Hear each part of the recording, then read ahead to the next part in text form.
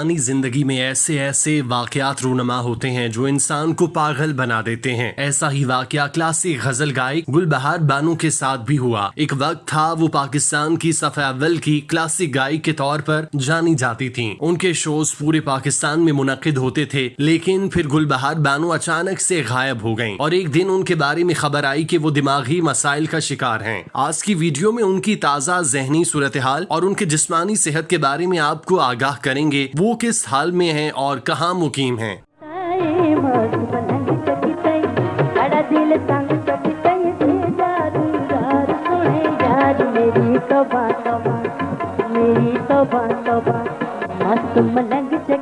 ناظرین، چاہت میں کیا دنیا داری، چاہت میں کیا مجبوری کی عظیم گلوکارہ گل بہار بانو، جنہوں نے لگ بھگ 4 دہائیوں تک اپنے فن سے ملک و قوم کی خدمت کی۔ ان کے بارے میں چند سال پہلے خبریں سننے کو ملی تھیں کہ ان کو ان کے بھائی نے گھر میں قید کر رکھا ہے، جس کے بعد الیکٹرانک میڈیا پہ ایک طوفان مچ گیا کہ ماضی کی سریلی اداکارہ کے ساتھ ایسا کیا ہو گیا۔ ان کو ان کے بھائی نے اپنے ہی گھر قید کر لیا۔ جب گل بہار بانو کی قید کے متعلق خبریں میڈیا پہ چلیں تو پولیس نے فوراً ایکشن لیا اور گل بہار بانو کے آبائی علاقے تحصیل خانقاہ شریف کے گاؤں سما سٹا میں چھاپا مارا اور ان کو گھر سے بازیاب کروایا۔ ان کو طبی معائنے کے لیے ملتان منتقل کیا گیا، جہاں ان کا تفصیلی معائنہ کیا گیا، جس کے بعد یہ پتا چلا کہ وہ نفسیاتی بیماری شیزوفرینیا کا شکار ہو چکی ہیں۔ ان کو یہ کراچی میں بیماری اس وقت لاحق ہوئی تھی جب ان کے شوہر کا انتقال ہوا۔ یہ سب اتنا اچانک تھا کہ ان کو پتا ہی نہ چلا کہ ان کے ساتھ کیا ہوا۔ وہ ڈپریشن میں چلی گئیں، جس کے بعد ان کے خاندان والے ان کو کراچی سے واپس بہاولپور لے گئے تھے، جہاں انہوں نے ان کو گھر میں بند کر دیا تھا۔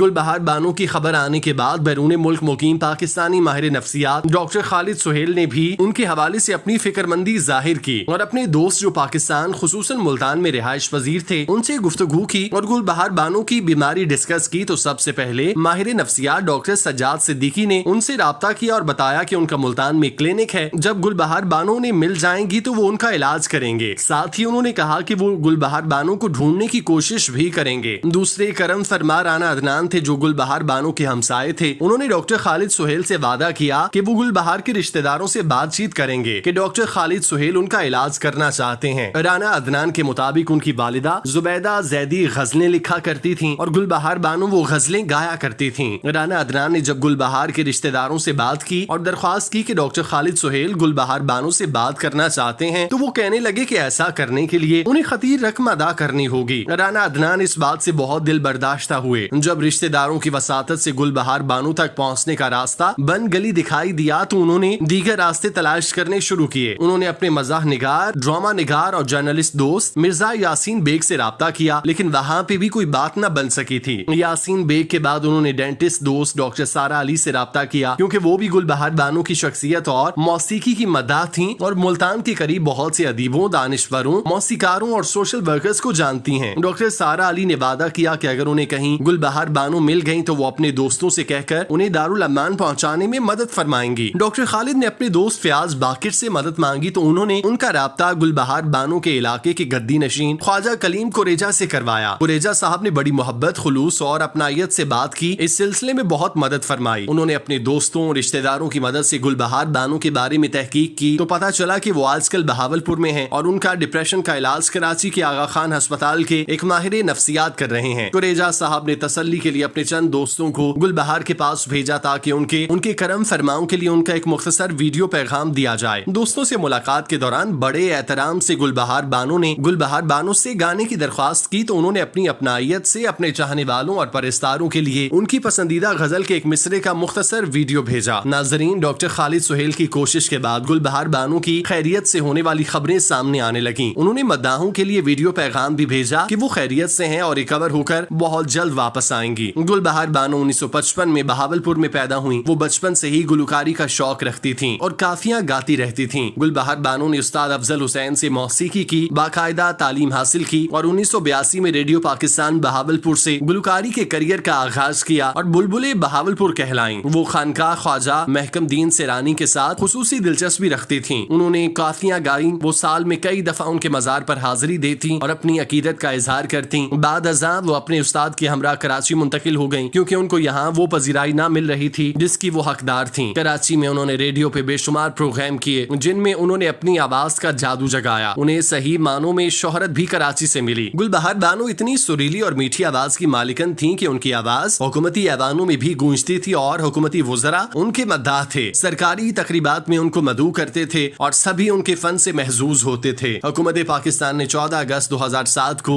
گل بہار بانو کی فنی خدمات کے اعتراف میں ان کو صدارتی ایوارڈ برائے حسن کارکردگی سے نوازا. ہم گل بہار بانو کی صحت کے بارے میں فکر مند ہیں اور دعا گو ہیں کہ اللہ پاک جلد از جلد ان کو صحت یاب کرے. آمین.